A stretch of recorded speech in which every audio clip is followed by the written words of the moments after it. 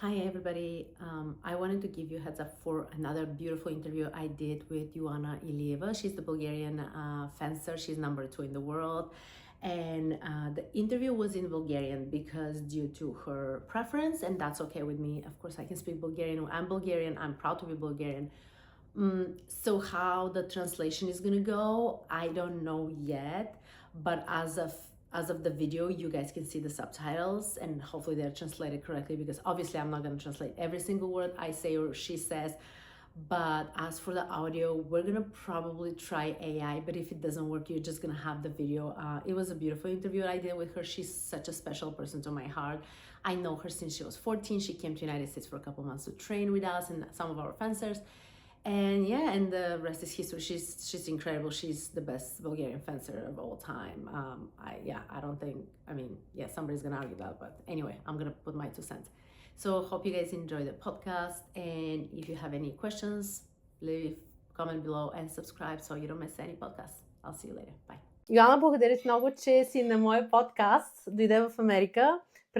Когато беше на 14 години, ти и Ивайло Воденов, който е твой треньор и беше преди дойде аз в Америка, мой треньор за малко, бяхте тук на подготовка 2 месеца, мисля, че беше. 3 месеца и тренира с една от нашите състезателки. Според тебе, какво се е променило? Променило ли се нещо в Америка от това, което си го спомняш, когато ти беше и сега? По-скоро бих казала, че ние, европейците и по-специално българите, успяхме малко да наваксаме това, което на мен ми се стори, че видях тук преди 10 години. Като телевизията, колите, електрическите коли и други такива неща. Сега се чувствам по-като не толкова в друг свят. Като равна, по някакъв начин. Да, абсолютно. И като цяло клуба смятам, че доста се е променил към по-добро, много по-голям, с много повече деца, повече треньори и още повече резултати. Да. Ти си първата българска състезателка, която има резултатите: 3-то място на световно първенство, 3 бронзови медала от Гран При, 4 медала от световни купи. За мен винаги е било много интересно да наблюдавам развитието ти, дори когато беше на 14 години, дори когато тренираше с нашите състезатели в клуба, никога не ти пукаше кой играе срещу теб. Винаги ти се закачаше с една единствена цел да направиш всичко възможно или да победиш бой, или да научиш нещо от този бой.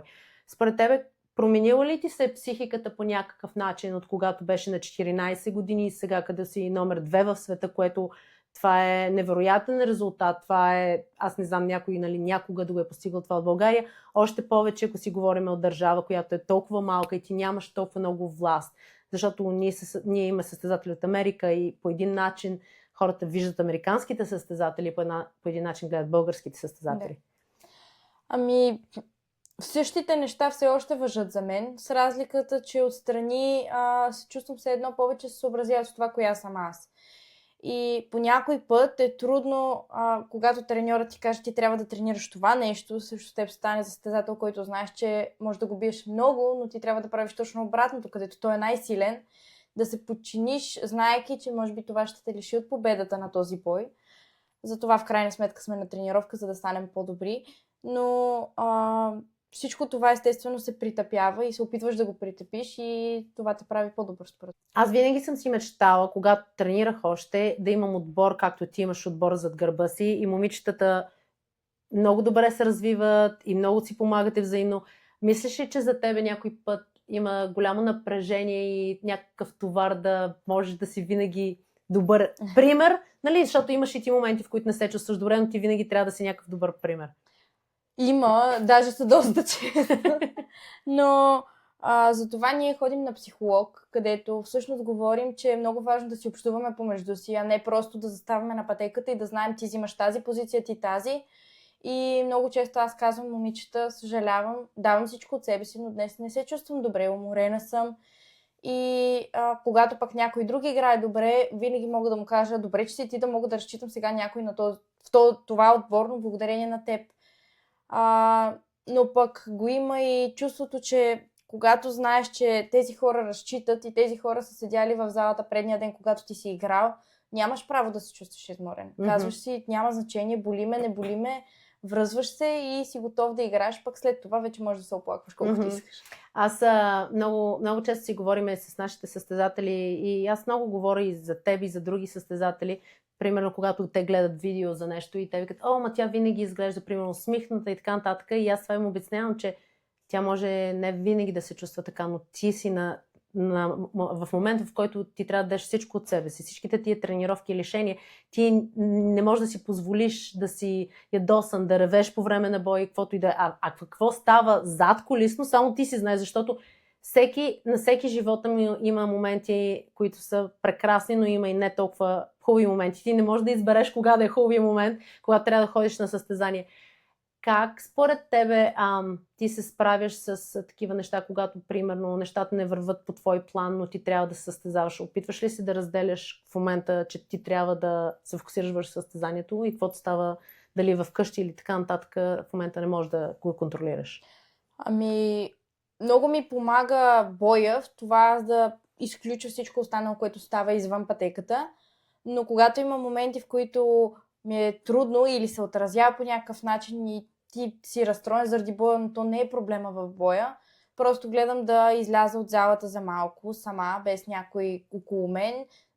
Дали ще си поплача, дали ще се ядосам, дали ще извикам, по някакъв начин да се успокоя, да си вземам времето, което ми е нужно и да се върна на пътеката. И има дни, в които не съм в толкова настроен да си говоря, въпреки че пък когато си говориш за някакви глупости с отборниците ти, много помага. Имаш ли добро настроение в залата, смятам, че много по-добре ти се получават и боевете и забравяш всичките проблеми отстрани. Да. Аз сега за първи път се запознах с целият ти отбор, защото аз Ема съм я виждала и съм си говорила, но с другите момичета.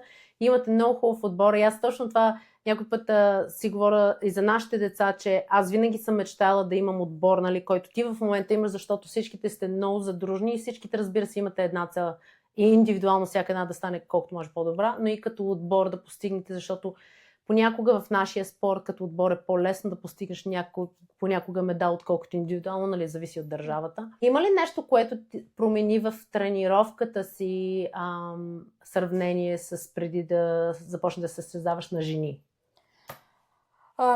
Да, смятам, че психологически играта е много по-голяма при мъже и жени. Тактически боя трябва да се развива по различен начин, много повече опознаваш съперника и предварително, и по време на самия бой. И не можеш да правиш две неща, в които ти си добър и да си кажеш по-добрия ще спечели. Ти трябва да правиш 10 неща и да използваш едни 5-6 в този бой спрямо това на какво е способен противника. И смятам, че това са двете основни неща, които са по-различни спрямо девойките и кадетите. В днешно време почти всички нации тренират еднакво. Нали, преди години ние нямахме достъп до никакви международни, нали, лагери така. И вие сега имате достъп до това. И вече на България, името на България като държава и като вие като състезатели, целият отбор, всеки ви знае. Никой не ви пренебрегва, както са били пренебрегвани състезателите преди. Мислиш ли, че ти, която си, резултатите, които си постигнала, помага много на младите момичета и момчета да искат да направят това, което ти правиш и, нали, повече дори? Надявам се. При нас има много повече деца, отколкото когато аз бях малка. И те ни гледат наистина така. Даже са ни каняли в клубове. В момента имаме една покана в Италия, където ни канят като хора да разберат как тренираме, как се справяме. И всичко това е много хубаво.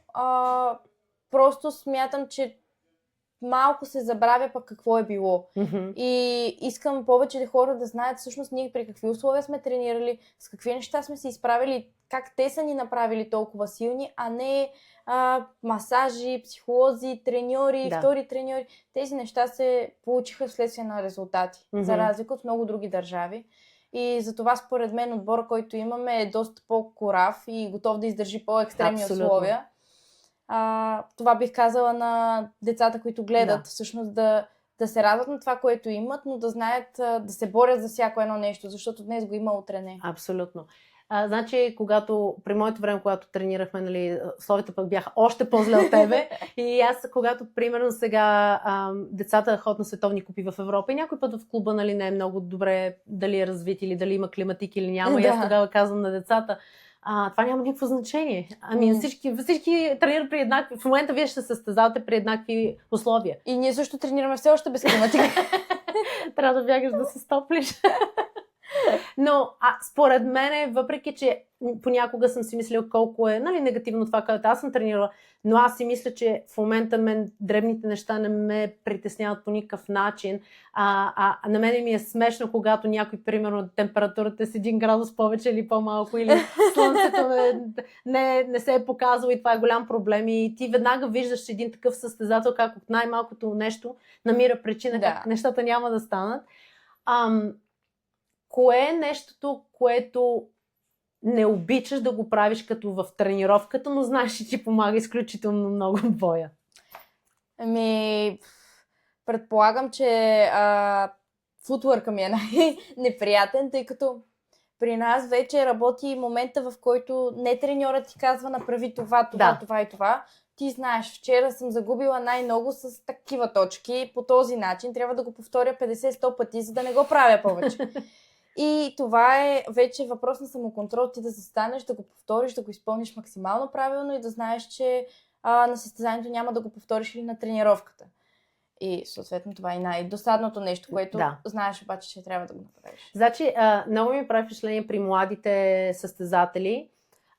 Те искат да бъдат като тебе и като другите добри състезатели, обаче те не искат да положат труда, който вие полагате и лишенията, които вие правите, но те искат по-къс път до успеха. И аз продължавам да обясням, няма такова нещо. Ти видях онзи ден нещо беше качила, че всъщност истинската тренировка е извън залата. И това е на 100% така. Да. И там се различават хората, които искат да бъдат спортисти и хората, които просто са талантливи. Аз много обичам да гледам интервюта или документални филми с всякакви спортисти. Аз много обичам спорта, защото много ми е интересна психиката на спортистите. И винаги ми е правило впечатление, че интервюта, които дават най-добрите спортисти, винаги казват това, което повтарям едно и също, примерно с часове, както ти на футворка, нещо, което си объркала в боя, да го направиш. Някой, който иска бързо да стане добър, никога няма да направи това нещо. Да. Те ще кажат, аз ще направя примерно 3 крачки тук, там и следващия бой и всичко ще е окей, но не е така. И после много е по-лесно да се откажеш от нещо, а много е по-трудно да се задържиш и да се опиташ да го направиш.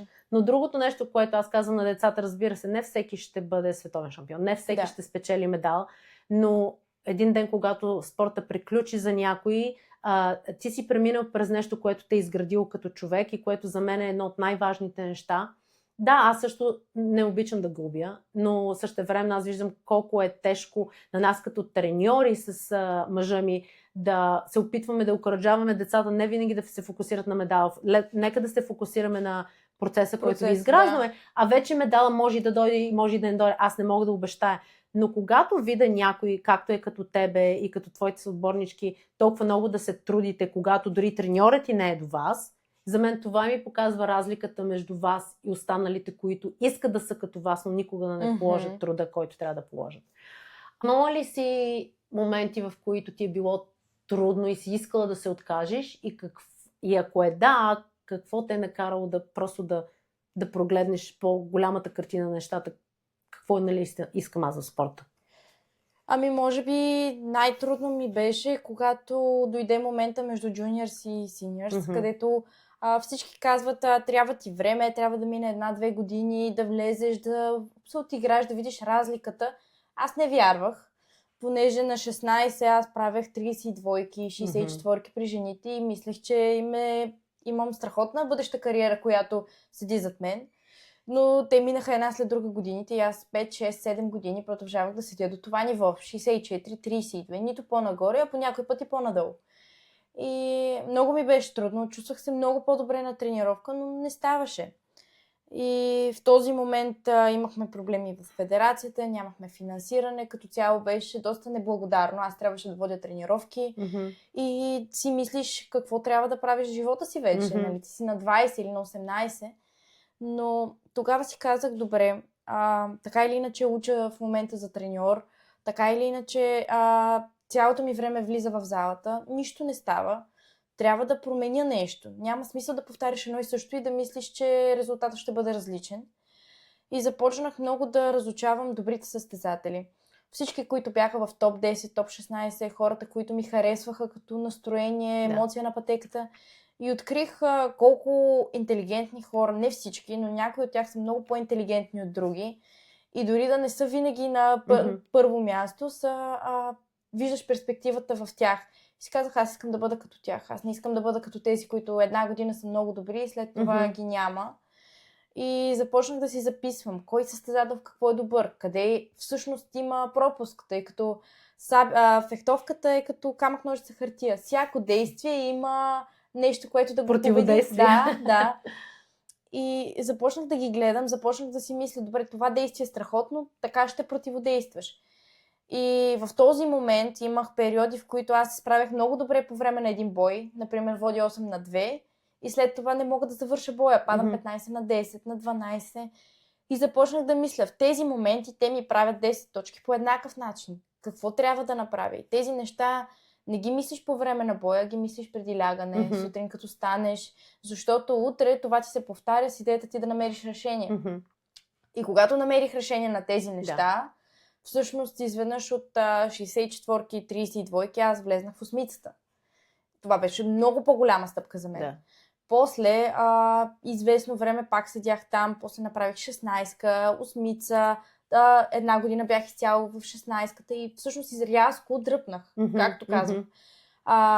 Е много трудно в този период, защото има хора, които са на еднаква възраст, но всеки има различен период. Един дърпа по-рано, друг по-късно.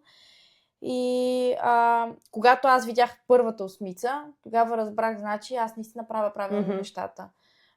Тогава след това имах осмица на европейско и малко след това взех медала на световното. Както нямах никакви медали, взех медал на световно в олимпийска година, когато играеха най-добрите и бих номер 1 в ранглистата. Да. И този медал ще си го помня завинаги, защото си мислех точно това. Колкото и да е било трудно, в каквито и условия, в крайна сметка това означава, че ние правилно тренирахме през всичките тези години и не е било загуба на време, нито една тренировка и досадно нещо, което сме направили. Да. Нещо, което ми направи впечатление, че каза, което аз винаги го казвам на всички състезатели, те не могат да очакват само когато влезнат в клуба и в залата, че ние треньорите, нали, разбира се, уроци им даваме, говориме, но много е важно зад това, зад колисно, както го казваме, какво правиш, дали гледаш видеа, дали анализираш нещо. И ти си решила да поемеш всичко в твои ръце, как могат да се доразвия, защото то не е само да влезнеш в залата. Ти това 24 часа на ден всички го правят. И аз си спомням, гледах едно интервю на един много добър футболист в Америка, защото те играят американски футбол. И той... Аз не гледам американски футбол, но интервюто му беше страхотно. И той разказваше, както ти ми казваш, той всеки ден анализира на всеки клуб, на всеки състезател, различните как хвърлят топката, как той да хване.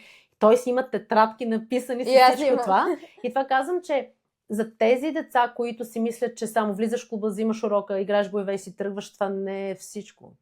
Или ако попитам, значи тук родителите в Америка пътуват с децата постоянно с нас на състезание, за разлика, нали, от вас.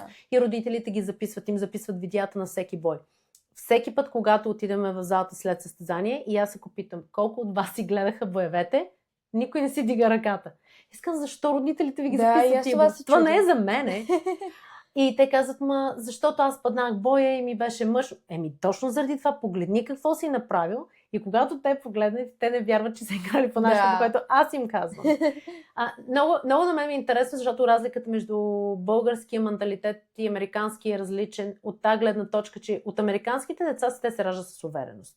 Родителите им дават увереност, държавата им дава тази увереност.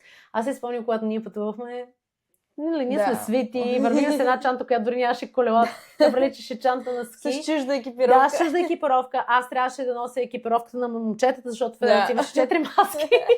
И когато някой път разказвам на родителите тук, че играхме така и те ми казват, добре, ти си по-малко от тях, как играеш? И ми слагаш маската, стягаш я по някакъв начин. Аз съм с лява ръка, игра с дясна сабия, няма значение. Няма значение. Ти трябва да закопчава се от другата страна. И това са много интересни такива истории, но аз това казвам на родителите, да не правят постоянно много лесно на децата. Защото когато се получи ситуацията, която се получава в боевете и е по-трудна, децата не могат да намерят увереността да направят правилното решение. Те просто се отказват. Да. Даже не им е тъжно, че... Не, те искат да свърши боя. И аз точно ония ден, мисля, че беше преди една седмица, си говорих с едно от нашите деца и с родителите, и аз казвам, когато някой път боя не върви по твоя начин, както искаш и ти виждаш, че го загубиш, И начинът, по който те се държат на пътеката, все едно те бързат да загубят боя. И родителите ми питат, защо според тебе е това? И според мен е това, защото аз си мисля, аз как съм го правила? Защото е толкова болезнено всеки туш, който го губиш и хората те гледат, че ти искаш просто да спре по-бързо това нещо. Но защото ти не си свикнал да се бориш, за да можеш да го победиш. Защото дори да победиш още 2-3 точки, да свърши боя, следващия път ще победиш повече и може би ще затвориш боя в твоя файда, отколкото... По някой път и на мен ми се е случвало, особено на отборни, да излизам срещу много голяма преднина за противник. И всеки ще каже, то няма шанс, така или иначе. Просто излез, изиграй си боя, поздрави си, никой няма да те обвинява. Но пък в този момент аз си мисля, че добре, резултатът е примерно 10 на 3. Даже така ми беше на последното се. Хората ще те гледат отстрани, ще кажат, тя падна 10 на 3, тя падна 15 на 5. Или може да се върнеш и всяка една точка да ти е обратна връзка какво да правиш другия път, когато се видиш с противника. Нямаш какво да губиш. Сега е момента да рискуваш. А пък ако вземеш да спечелиш, всъщност ще си направила този камбек, който го правят обикновено хората и ги гледат после в YouTube и се радват. И това са най-хубавите боеве. Абсолютно. А ти си човека, който имаш най-много от тия камбеки и дори на отборни. Да. И вие сте печелили срещу отбора на Америка с много точки. При мен е много едно такова ситуацията, нали, разбира се, когато България играе срещу Америка, особено когато аз трябва да съм треньора на Америка, но все пак в края на краищата всеки е състезател и аз трябва да съм за моите състезатели, въпреки че, нали, разбира се, че се радвам за вас и за целия отбор и за успеха. Кой според тебе е спортиста, който ти обичаш да наблюдаваш и те вдъхновява? Независимо дали е фехтовка, може и да е друг спорт, който ти дава така кораж и искаш да си като този спортист? Нямам конкретен спортист, който гледам, тъй като наистина ние постоянно пътуваме и даже нямам време да... Единственият спортист, за който знам малко повече е Юсейн Болт. Но смятам, че всеки спортист има свой път, който трябва да премине. И каквото и да гледаш отстрани, трябва да си кажеш, добре, дори да е различно при мен, дори да се свързваш с някой, че имате много сходен живот, нещо ще се различи и това ще ти повлияе зле. Казваш, при мен е различно. Това е моя път, това трябва да бъде. Аз знам, че вървя в правилната посока. Но от фехтовката мога да кажа със сигурност, че Манон Бюрюне ми е човека, на който се възхищавам, защото тя от тези хора, които не винаги е най-добрата, не винаги е първа, но когато я видиш, това е единственият човек в залата, който на състезание може да се ядосва, че е направил някаква точка, защото не е правилна. Защото тя знае, аз тренирам това, искам. И когато пак тя има ден и играе хубаво, както на Олимпиадата, виждаш как тя прави всяка една точка по най-перфектния начин. И естествено емоцията, чисто покрай мъжа и покрай семейство, живота и как тя се връща веднага след това. Наистина това е човек, който живее, заспива и се буди с фехтовката. Сега вие бяхте, отбора на България и други отбори бяха в нашата зала да тренирате.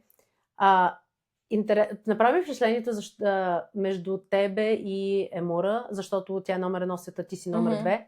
По никакъв начин не усетих нито тя срещу тебе, нали, да има нещо или ти срещу нея. И аз това го наблюдавам много с фехтовката специално, че на мен ми харесва много това, че вие си говорите, няма тази злоба. Да, на пътеката, разбира се, ти се опитваш да победиш и тя. Много ми харесва това, че има много по-велики неща от това само да победиш и да си злобен срещу някой. А другото е, че вие толкова много пътувате и ти, и японски отбор, нали, и български, и всичките, че вие искате малко да се смеете с тях и през другото време, защото напрежението е изключително голямо и ти не искаш постоянно да си под някакво напрежение, когато се състезаш, дори и когато те тренираш. И просто много ми харесва това между вас двете, защото никога вие двете не сте били, поне аз да съм ви наблюдавала за една седмица заедно и мъжете на тяхни отбори, нали, на България, ми стана много изключително приятно. Как според тебе премина за тебе специално лагера тук? На мен ми беше изключително приятно, особено че съм била тук преди 10 години и видях много хора, които бях видяла тогава, но сега ги виждам естествено под малко по-различна светлина. Това, което ми се искаше на японците, да им бяха дошли дрехите малко по-рано. Но иначе тренировките бяха супер. Смятам, че успях и да си почина и да се заредя, защото лагерите по някой път са много изморителни. Аз се чувствам, че тренирахме точно за състезанието. Времето е прекрасно, за разлика от половината свят в момента. И, както каза ти, с японците не винаги сме били в толкова добри отношения, защото бяхме и конкуренти по състезанията, тъй като на отборните по някой път се падаш постоянно с един и същи отбор. И никой не обича да губи. Да. И винаги има това напрежение, този път кой ще спечели, а нашите боеве доста често са 40, 42, 43, аз влизам с 10 точки последния бой. И разликата е, че според мен това, което повечето хора не разбират, е, че на състезание има 300 човека. И шансът ти да се паднеш, тя е номер 1, аз съм номер 2. Ние сме се падали веднъж заедно на елиминация въобще за целия минал сезон, където сме играли постоянно по подиуми. Да. Много е малък шанс, за да си мислиш, сега тя ще ме види, тя ще ме разучи, тук ми е много важно да спечели, това е тренировка. И никога не знаеш дали човека срещу теб играе на 100%, дали човека не тренира нещо и какво му е състоянието. Абсолютно. Тръпката е различна на състезание. Има ли нещо, което хората не знаят за тебе, като хоби или като нещо, което правиш освен фехтовката, а ти би искала да знаят? Не се сещам в момента. Отскоро много хора не знаят, но много харесвам Лего. Почнах да си изглавям Лего. Но това, което пък много хора знаят, но смятам, че е хубаво да го пробват, дали пък на тях няма да им повлияе добре.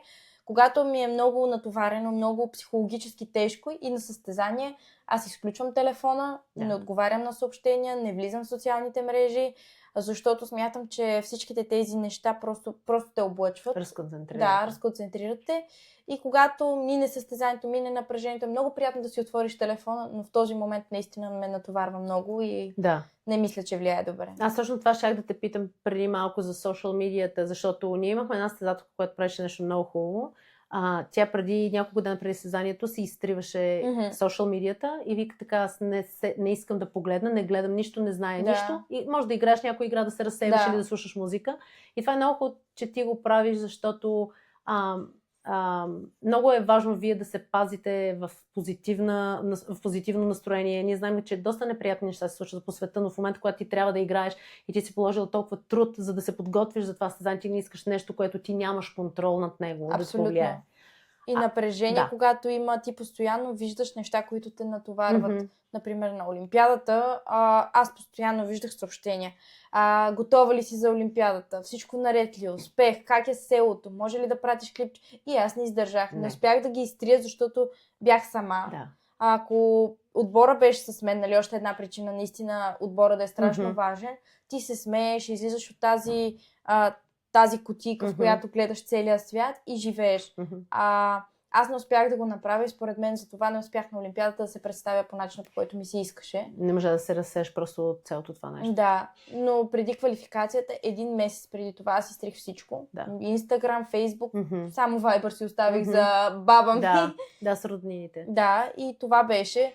И след това наистина просто напрежението беше толкова огромно, че аз смятам, че ако си отварях телефона да гледам всичките съобщения, които бях получила, нямаше да успея да се справя. Аз на много от децата казвам, че понякога, когато те, примерно, изпратят съобщение някой, който е голям спортист и те си мислят, че те ще им отговорят, аз им казвам, че не искам да си мислите, че някой е неприятен или не те харесва или нещо, но ако 10 000 човека изпращат на този спортист някакво съобщение, той не може физически да отговори на всичките. И е много трудно някой да разбере това нещо, че примерно някой дори от нашия клуб, който те познава и може да ти прати съобщение. Това не означава, че ти го игнорираш, когато не искаш, нали, но просто ти трябва да се фокусираш към себе си и това е частта, която е много важна и ти трябва да се предпазваш от това нещо. Да, аз и в момента имам такива съобщения, които или ми седят в реквест и не съм ги отворила, или дори да ги отворя, си казвам, това ще отговоря по-късно. И забравяш. Да, на сестра ми отговорих днес преди 3 дни на съобщението. Но просто ти може дори тези, които качват снимки или нещо, да ги качват за спонсори, за такова, но това не означава, че седат на телефона и отговарят на съобщения. Разбира се. Какъв ти бил съвета към младите спортисти, младите деца, малките деца, които искат да бъдат като тебе или ти ги вдъхновяваш изключително много? Бих казала всеки да си гледа неговия път, че това, което искаш да правиш, ще го направиш и просто това е част от процеса, колкото и да е трудно на моменти. и че всяко едно нещо, което искаш да го постигнеш, ще го постигнеш. Стига да вярваш, стига да даваш всичко от себе си, то ще си дойде време. Но да даваш всичко, а не просто да си отишъл на тренировка, да си направил всичките повторения, които е казал треньора и да кажеш, аз направих всичко от себе си. Да. Ние днеска сме в една от стаите, където български отбор стоеше тук и не е много професионално студиото, но няма значение. След време пак ще си на подкаста, ще направим повече интервюто, сега бързо, защото вие си тръгвате утре за състезанието, ние пътуваме след това. Искам много да ти благодаря, че си първата българка на подкаста и ти пожелавам всичко най-хубаво, изключително много се радвам за тебе и знам, че ще имаш невероятен успех. Благодаря много.